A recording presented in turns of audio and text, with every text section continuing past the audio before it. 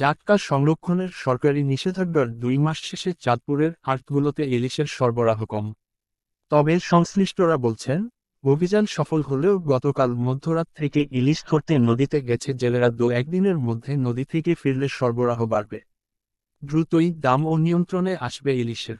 বুধবার দুপুরে শহরের বড় স্টেশন মাছঘাটে দেখা যায় তেমন কোন মাছ নেই, তবে ক্রেতার চাহিদা প্রচুর।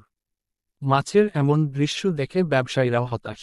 কয়েকজন মৎস্য ব্যবসায়ী জানান, 2 মাসের অলস সময় শেষ, আমরা প্রচুর ইলিশ সরবরাহের আশায় ছিলাম, কিন্তু পর্যাপ্ত মাছ না আসায় আমরা ব্যবসায়ীরা হতাশ।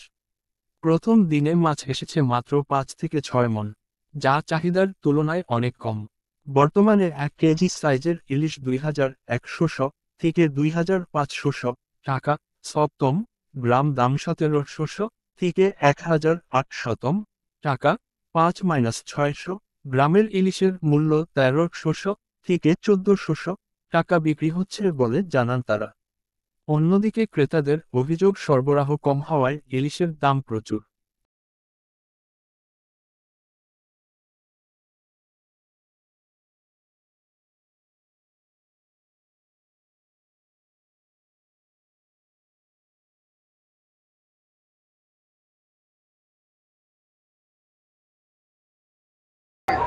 আমি ফরিদগঞ্জ থেকে আসছিলাম মাছ কিনতে, কিন্তু মাছের প্রচুর দাম, তাই কিনা অনেক ইয়ে দেখতেছি।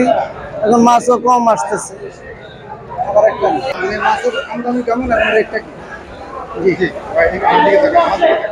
মে মাসের 1 তারিখ থেকে ইলিশ মাছ ধরা শুরু হয়েছে। আমাদের সকাল থেকে এখন তো আমরা প্রায় মাছ 5 থেকে 7 মণের মতো ইলিশ আসছে ঘাটে, আরও আশা করে আসবে।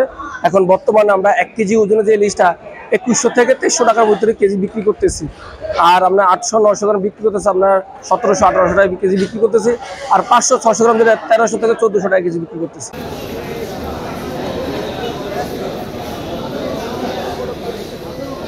প্রথম দিন শেষে প্রথম দিন আজকে মাছের সরবরাহ কেমন এবং আগামী সরবরাহ কেমন আসবে বলে আপনি মনে করেন?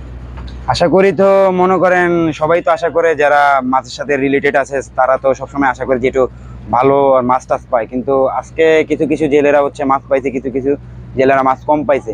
এখন বর্তমানে মাছ খুবই সরবরাহ কম, আগের মতন সচরাচর মাছ পাওয়া যায় না। আমাদের এখানকার এই উপকূলীয় এলাকা, আমাদের হাইমচর, চরবরুবি, তারপর হচ্ছে এই আপনার আপনার লালপুর, তারপর হচ্ছে আমাদের এই মিনি কক্সবাজার, যে এই উপকূলীয় এলাকার গুলা যে লোকাল মাছগুলো ছিল, এখানকার মাছগুলো খুব চাহিদা বেশি সারা বাংলাদেশে।